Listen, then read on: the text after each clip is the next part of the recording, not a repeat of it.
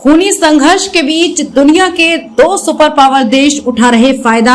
जंग के बीच कुछ ऐसे चल रहे हैं दांव। अधिकांश पश्चिमी सरकारें इजराइल के समर्थन में एकजुट हो गई हैं। हालांकि दो ऐसे देश हैं जो इस युद्ध को लेकर अपनी अलग ही धारणा बनाए हुए हैं। चीन और रूस गाजा में इजराइल की सैन्य जवाबी हमले और फिलिस्तीन नागरिकों पर इसके प्रभाव की आलोचना करने से जरा भी नहीं कतराते हैं। इजराइल और हमास के बीच लड़ाई से रूस और चीन को क्या फायदा होगा? इजराइल हमास युद्ध को आज 37 दिन हो गए हैं, लेकिन हालात सुधरने का नाम ही नहीं ले रहे हैं। सवाल है कि गाजा में इजराइल हमास संघर्ष से आखिर किस देश को सबसे ज्यादा फायदा हो रहा है? जानकारी के लिए बता दें कि अधिकांश पश्चिमी सरकारें इजराइल के समर्थन में एकजुट हो गई हैं। हालांकि दो ऐसे देश हैं जो इस युद्ध को लेकर अपनी अलग ही धारणा बनाए हुए हैं। चीन और रूस, ये वो दो देश हैं जो गाजा में इजराइल की सैन्य जवाबी हमले और फिलिस्तीन नागरिकों पर इसके प्रभाव की आलोचना करने से जरा भी नहीं कतराते हैं। क्या चीन और रूस को हो रहा फायदा? समाचार एजेंसी पीटीआई के मुताबिक इजराइल और हमास के बीच लड़ाई से रूस और चीन को फायदा होता है या नहीं, ये काफी हद तक एक धारणा का विषय है। जबकि पश्चिम रूस और चीन को अवसरवादी के रूप में देख रहे हैं, लेकिन रूस और चीन को ये सुनिश्चित करना होगा कि उनका हश्र पश्चिम जैसा ना हो, क्योंकि यूक्रेन और गाजा संकट के विपरीत व्यवहार में उनके पाखंड के लिए आलोचना की जा रही है। 7 अक्टूबर को हमला और बदल गया सब कुछ।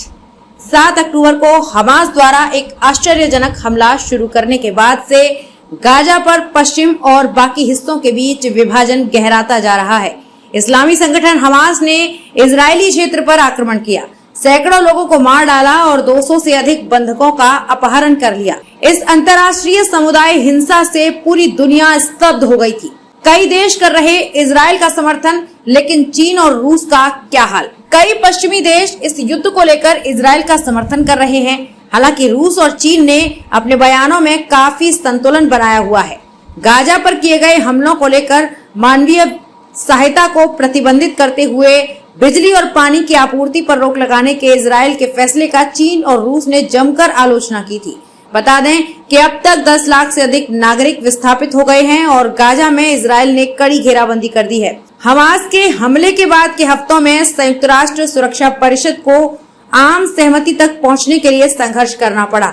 एक तरफ संयुक्त राज्य अमेरिका और दूसरी तरफ रूस और कभी कभी चीन वीटो के कारण प्रस्तावों का मसौदा तैयार करने के 4 प्रयास अब तक विफल रहे हैं। प्रस्ताव में नागरिकों पर किए गए हमलों की निंदा। बता दें कि गाजा में लाखों जरूरतमंदों तक मानवीय सहायता पहुंचाने के लिए संयुक्त राष्ट्र सुरक्षा परिषद में बुधवार को प्रस्ताव जारी किया गया है। प्रस्तावित अधिकांश प्रस्तावों में नागरिकों पर हमलों की निंदा की गई है। आम सहमति के बाद 27 अक्टूबर को मानवीय संघर्ष विराम के लिए एक गैर बाध्यकारी प्रस्ताव सफलतापूर्वक पारित किया गया। प्रस्ताव में नागरिकों पर हमलों की निंदा की गई और नागरिकों की सुरक्षा और कानूनी और मानवीय दायित्वों को कायम रखने का आह्वान किया गया। प्रस्ताव का अमेरिका ने किया विरोध। रूस और चीन अरब दुनिया के अधिकांश देशों और ग्लोबल साउथ के साथ उन 120 सदस्य देशों में शामिल थे जिन्होंने पक्ष में मतदान किया, जबकि 14 ने विरोध में मतदान किया। अमेरिका सहित ऑस्ट्रेलिया, जिसने हमास पर किसी भी स्पष्ट संदर्भ के बहिष्कार का विरोध किया, और 45 ने मतदान से परहेज किया। बता दें कि इस प्रस्ताव में पूर्वी यरूशलेम और फिलिस्तीन क्षेत्र और कब्जे वाले वेस्ट सीरियाई में इजराइल की ओर से गलत तरीके से की जा रही कार्रवाई की आलोचना की थी।